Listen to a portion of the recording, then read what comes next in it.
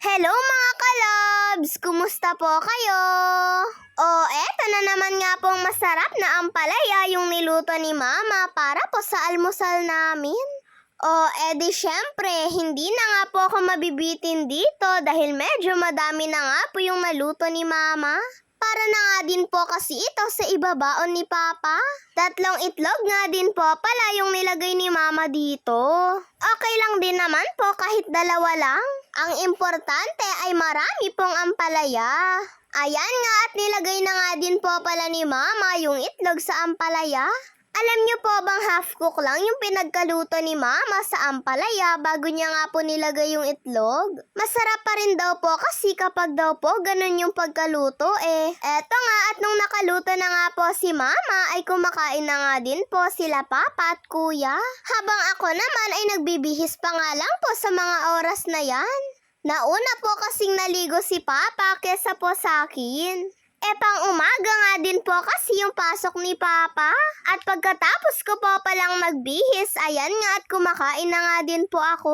Saktong tapos na rin po kasing kumain sila Papa at Kuya. Nako mga kalabs, sobrang napadami pa nga po ako niya ng ampalaya. Sakto lang dahil sabi nga po ni Mama ay wag na nga daw ako maghanap ng ganito kapag daw po tanghali. Dahil bibigyan niya rin daw po kasi sila nanay. Eto mga kalabs at papasok na nga din po ako. Patatawirin nga lang din po pala ako ni Mama. Iniwan ko na nga din po dyan yung pinsan ko dahil alam nyo na hindi pa nga po siya nakakabihis. Kaya nasanay na nga lang din po ako na mag-isang pumasok. At pagdating naman po pala ng tanghali ay nagluto nga lang po si Mama ng tuna tapos nilagyan niya nga po ng itlog. At naghiwa nga din po pala si Mama ng mangga.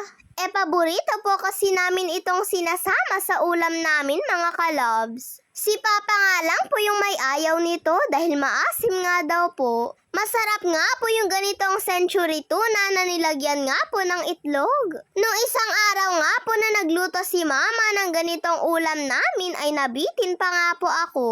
Mabuti na nga lang po at nakapagluto nga po ulit si Mama ng ganito. Hindi na nga daw po kasi nakabili si Mama ng ready-made dahil ito na nga lang daw po yung lulutuin niya. Eto, pagbalik nga po namin sa school ay kasama ko na nga din po yung pinsan ko. May pasok nga din po kasi si Papa, kaya wala nga pong naghatid sa amin.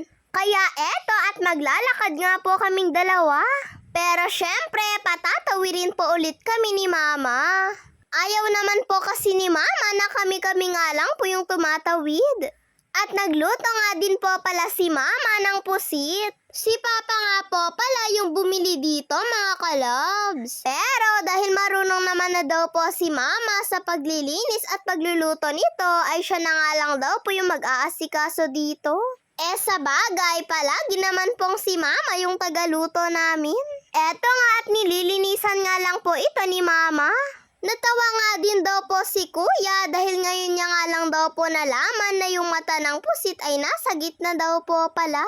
At parang may plastic nga daw po palang natatanggal. Eto nga mga kalabs at hiniwa-hiwa na nga din po ito ni Mama.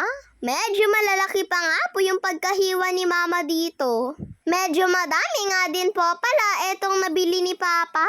Pagkahiwa-hiwa po pala ni Mama, ayan nga at hinugasan niya na nga din po ito ng mabuti. Tapos nagsimula na nga din po siyang maggisa. Pagkalagay po pala ni Mama dito sa pusit ay pinagsama-sama niya na nga daw po lahat ng pampalasa nito. Dahil saglit lang naman daw po itong maluto. Kapag daw po kasi natagalan na sa apoy, makunat na nga daw po yun. Ayan nga at malapit na nga din po itong maluto.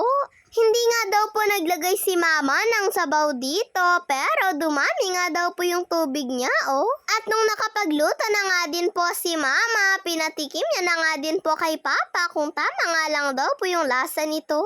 At tama nga lang daw po pala mga kalabs. Ayan nga at napatikim pa nga po si Papa ng isang hiwa. Sa mga oras nga po na yan ay nag-iigib pa nga po sila Papa at Kuya. Kaya sabi nga po ni Papa ay kakain na nga lang daw po muna kami bago nga daw po nila ituloy ni Kuya ang pag-iigib. Kaya syempre, eto at nagsandok na nga din po kami. Tamang-tama at makakapagpahinga pa nga daw po sila Papa. Sa totoo lang mga kalabs ay hindi ko pa nga po masyadong gusto ang pusit. Pero kapag calamares naman po ay gustong gusto ko. Pero syempre dahil eto na nga po yung nakahain sa lamesa ay kailangan nga po nating kumain. Hindi naman po kasi pwedeng mamili lang po tayo kung wala naman po talaga mga kalabs. Thankful pa rin po tayo dahil kahit papaano ay may inuulam pa po. At ang importante naman ay mabusog at magkalaman po yung tiyan. Kaya kahit hindi ko nga po masyadong gusto yung ulam ay napaparami pa rin nga po ako ng kanin dahil may sabaw naman po. Kaya salamat po Lord sa masarap na ulam namin. God bless to all mga kalabs.